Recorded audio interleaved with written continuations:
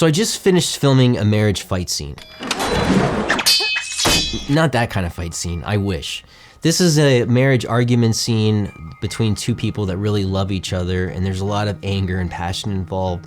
This is something that you see in a lot of Hollywood films like Moonlight and Revolutionary Road and Tree of Life, but we're just gonna be looking at one scene from the Netflix movie, A Marriage Story, because I think this scene is a perfect blueprint or example on how to film a low-budget indie drama scene between two married couples that are fighting. And there's a lot in this scene that I think I missed on my project that I want to talk about, and I want to show you how, if I were to do my scene over again or film another marriage fight scene, how I would do it differently. And we're going to be looking at a website I use all the time called Shotdeck.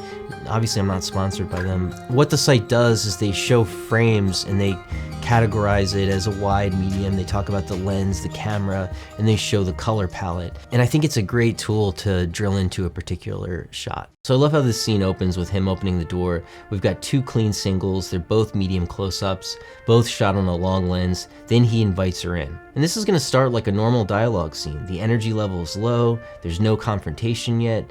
She's seeing his place for the first time. And now we're gonna switch to a medium wide shot and go to a wide lens. This wide lens is a very interesting choice because it really shows off the negative space here in the ceiling and makes the characters seem smaller with all the empty space on the wall. So I think having the scene take place with such empty space really adds to the emotion. So let's look at this shot right here. So one of the reasons that Noah Baumbach chose this location was this line right here. It's in the middle of the space, and so that way when he's talking and she's standing over here, you have two people talking that can't see each other, but we can see both of them. Okay, so now they're about to go into the living room and have a seat. And this is really easy to overlook, but this is actually a tricky shot because you have to make sure that you get the perfect shot and angle of them sitting, and the timing has to be perfect. So this is where he's gonna end up. And so you have to set up the shot first. And so you see they're gonna put the camera right here and have him walk into the shot they want. And he's gonna deliver the exact line that's in the screenplay that was planned for him to say at this exact moment. That's why attention to detail is so important for a scene like this. You've got to make sure that you've done the planning before you start filming to have him say the exact line as he sits down and move in the exact way. And you need to position your camera perfectly so that he sits exactly into the frame that you want. And so this is why having pre-planning is so important, and that's what I don't think we did enough in our film. So let's look at the cuts next, because I think that's really interesting, how the speed at which they're gonna cut back and forth between the characters. I just think he's a little over anxious. I think he wants it too much. He's off the charts in math. He quits too easily when things aren't easy for him. You know, he's like us, he's stubborn.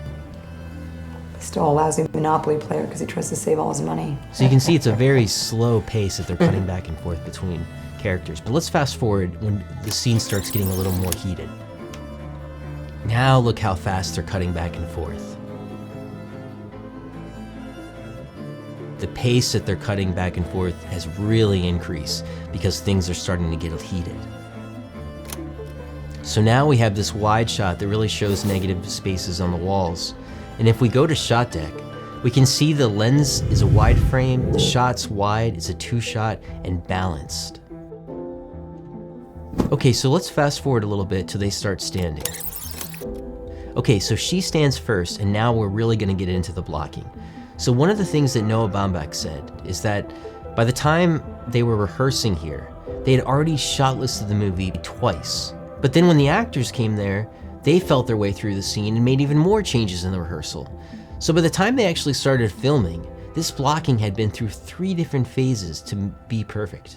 And it's very noticeable compared to my film where we started doing blocking maybe an hour before we actually started filming. The actors didn't know where they were gonna sit and when they were gonna stand, and we didn't have a specific line on exactly when that was gonna happen. And the beauty behind this blocking is that it parallels their relationship. Charlie is the one running, he's deflecting, he moved into the kitchen to wash a dish, and she's the one chasing after him, trying to get him to come out. In fact, the director Noah Baumbach compared it to coaxing a wild animal to come out. So let's fast forward a bit here. And so this is the moment she gets to him and gets him to come out. And let's look at this frame for a second. It's a 2-shot over the shoulder with him in dead center. And then she goes in there after him. But this is a turning point in the scene because she's going to go in and say something that really makes him angry, and then he comes storming out and we get a completely different dynamic in the framing. So now we've got a backwards tracking shot and things are getting much more tense. And now the scene is entering a new level of intensity. So let's freeze this frame for a second and look how the shot is. This is almost like you were a child and your mom and dad were fighting. How much lower we are to Scarlett Johansson. We're at Adam Driver's waist, like we're a child looking up at these people. Okay, so now we're getting to the most climactic, high intensity part of the scene, and you're gonna start seeing some close-ups. As I show this scene, I wanna play a clip from the director, Noah Baumbach, talk about this part of the scene and kind of like what he did. When we do the close-ups, after we've been somewhat wider for most of the scene, and we go in, we have sort of 3 versions of the close. It's like here, then it's gonna here, and then it really is, you know, in here.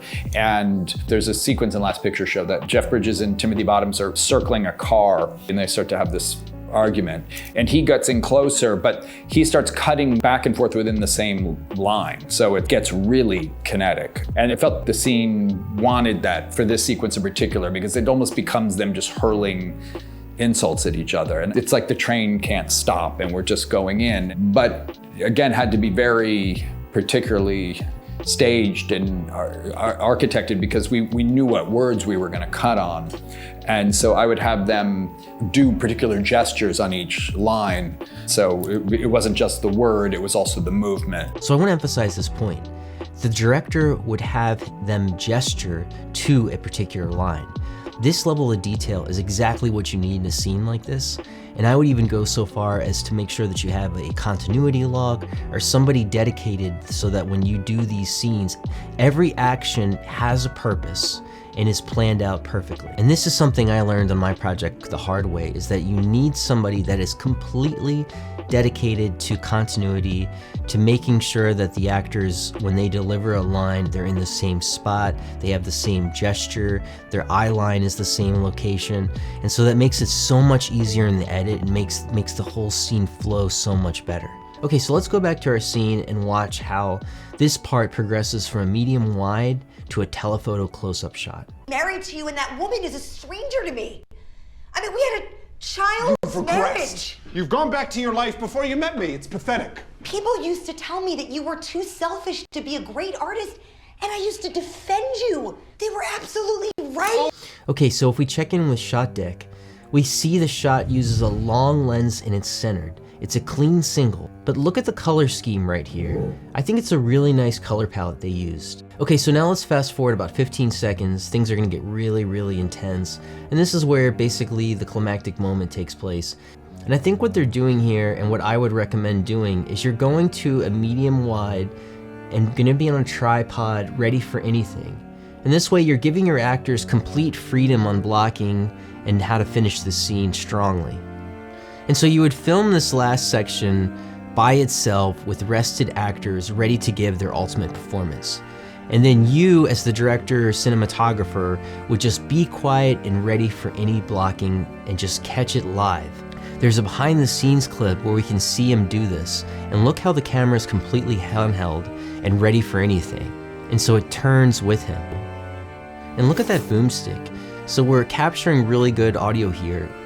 This is why we have to be on a medium shot. And in a scene like this, I'm betting they didn't get any sort of wide coverage shot, because in a wide shot, you're not gonna get really good audio. So they probably just stuck to medium focal length for this last scene. Okay, so let's watch the last part of the scene.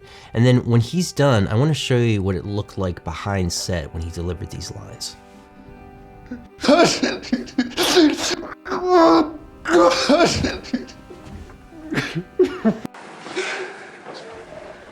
I mean, see how quiet the set is after this scene? I mean, the scene's over and no one's talking. He's still crying. Pretty cool.